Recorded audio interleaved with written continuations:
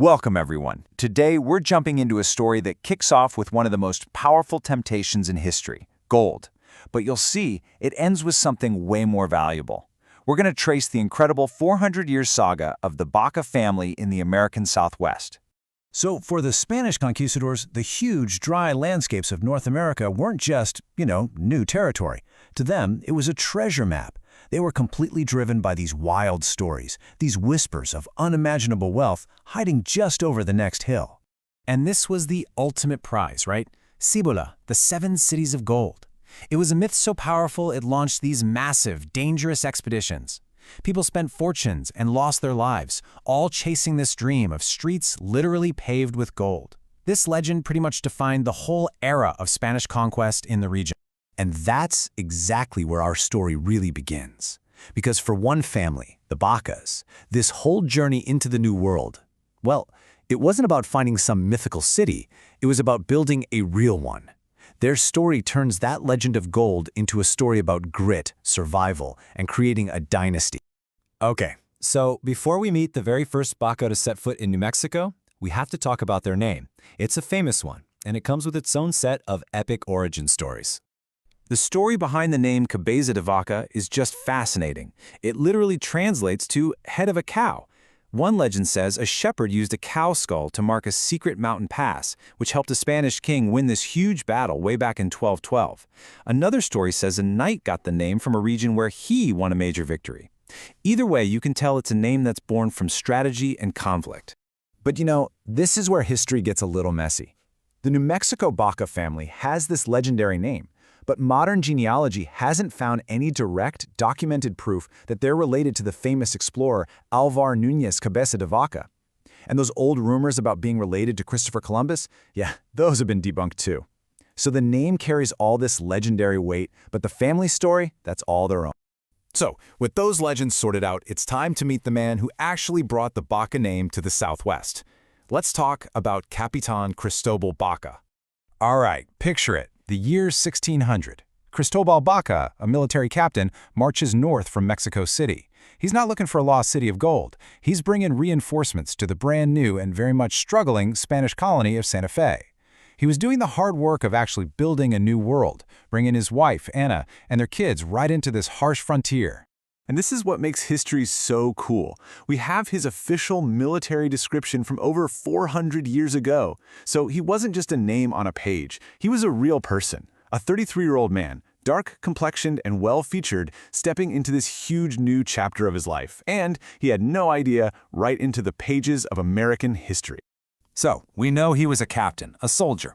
But it turns out this conquistador had a totally different and honestly much more surprising connection to gold. Before he was this rugged captain out on the New Mexico frontier, Cristobal Baka had a whole other life, a profession, back in the bustling center of Mexico City. And this one little detail completely changes the family's entire story.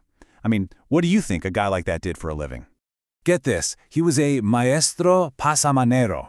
Okay, so what is that? He was a master craftsman. His whole trade wasn't finding gold, it was working with it. He was an artist who wove these stunning, intricate trimmings and braids for fancy clothes and furniture, all using threads of pure gold and silver. This is the big twist in their story. This changes everything, doesn't it? The guy who founded this great New Mexico family wasn't some treasure hunter obsessed with a myth.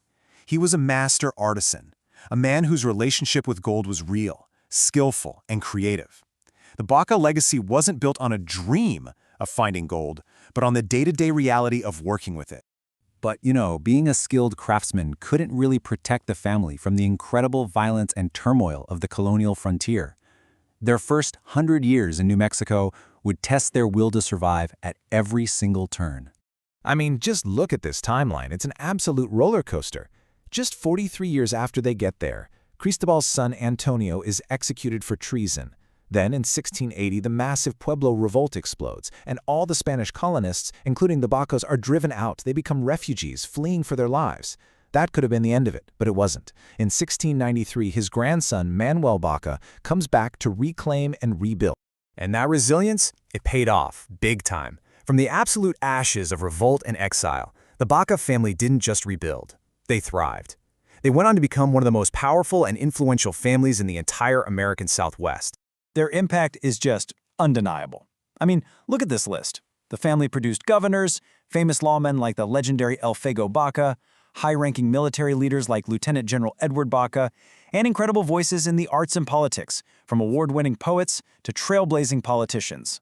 And their legacy is literally written all over the map.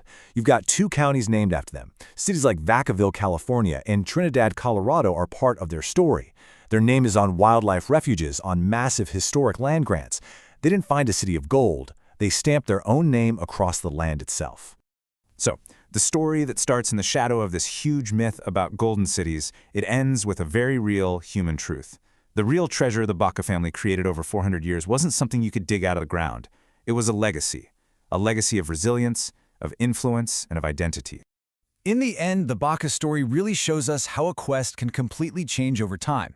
It started with this dream of gold, and it turned into a real story of building a home, a community, and a name that would last for centuries. And kind of leaves us with a big question, right? If their quest evolved into a golden legacy, what's the ultimate prize our generation is chasing? And what will we leave behind?